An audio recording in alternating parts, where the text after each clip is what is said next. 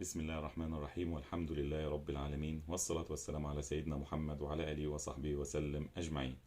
النادي المصري ومباراة العودة الصعبة مع فريق سيمبا التنزاني. مباراة صعبة طبعا، مباراة ما هي سهلة. غدا إن شاء الله الأربعاء 8/4.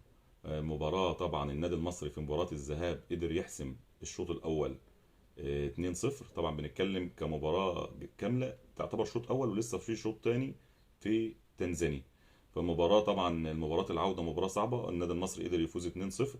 وطبعا برضو عشان نتكلم بصراحة، النتيجة 2-0 النتيجة يعني عكس سير اللقاء. يعني انت قدرت ان انت تحسم المباراة الشوط الاولاني او المباراة الاولى مباراة الذهاب 2-0، لكن فريق سيمبا التنزاني فريق قوي، كان قادر ان هو يوصل لمرمى النادي المصري باكتر من كرة، وكان قادر ان هو يهدف بكور طبعا للتهديف.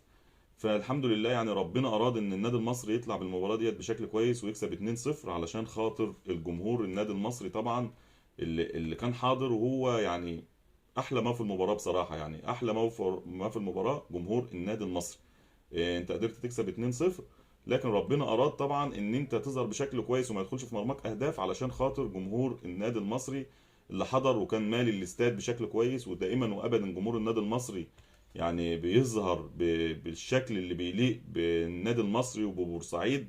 جمهور مشرف. وطبعا يعني هو اللي ربنا يعني انا كنت متوقع بصراحة ان ربنا هيروح الجمهور ده كله مبسوط في ليلة العيد. لازم جمهور بورسعيد يروح سعيد. فالحمد لله ان شاء الله نقدر في مباراة العودة بإذن الله في تنزانيا. النادي المصري قادر بإذن الله. مباراة صعبة ما هي سهلة زي ما قلنا لحضراتكم.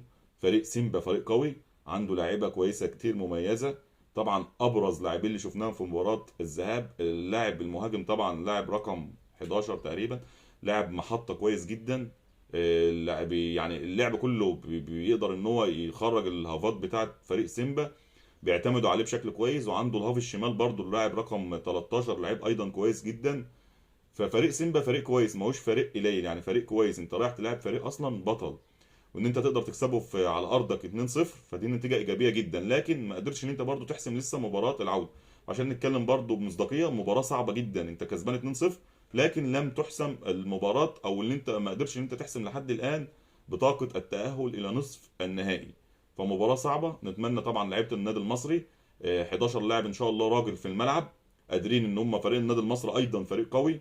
لاعيبه كلها نجوم وما شاء الله ورجاله في الملعب باذن الله. نتمنى طبعا ان في تنزانيا نقدر نحسم بطاقه التاهل ان شاء الله لنصف النهائي.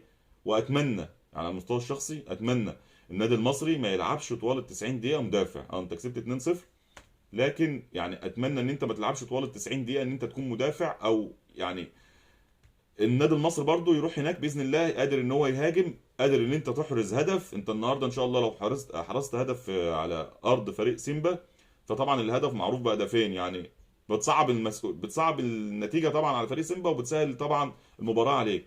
فانا النادي المصري ان شاء الله الكابتن انيس بوجلبان مدير فن محترم، وان شاء الله قادر ان هو يقود المباراه، قادر ان هو يقسم المباراه طبعا باذن الله. نتمنى طبعا ان ما يدخلش في مرماك اهداف طبعا في الشوط الاولاني. ولو قادر ان انت قادر تسجل. انا شايف ان المباراه كمان في نقطه تانية بتكلم فيها، مباراه العوده اسهل من مباراه الذهاب. طبعا اصعب، انت عليك ضغط جمهوري هناك، عليك طبعا فريق سيمبا محتاج ان هو يهاجم طوال المباراه، عايز ان هو يحرز طبعا ويتعادل في النتيجه. فانت النهارده ان شاء الله ان انت تقدر تدافع بشكل كويس، خطوطك تكون واقفه بشكل كويس، قادر ان انت النهارده تلعب على هجمات مرتده. عندك ما شاء الله صلاح محسن لعيب مهاجم كويس ويقدر عنده السرعات، قادر ان انت في اكتر من هجمه ممكن لو لعبتها بشكل كويس قادر ان انت تحرز هدف واكتر من هدف كمان هناك. يعني صلاح محسن انا شايف ان صلاح محسن ان شاء الله يبدا لو معاه توفيق ان شاء الله، والنادي المصري بيدافع بشكل كويس. صلاح محسن قادر ان هو هناك على ارض فريق سيمبا يحرز هدف واثنين. يعني انا شايف ان صلاح محسن ان شاء الله يكون معاه توفيق هيكون واحد من نجوم المباراه دي.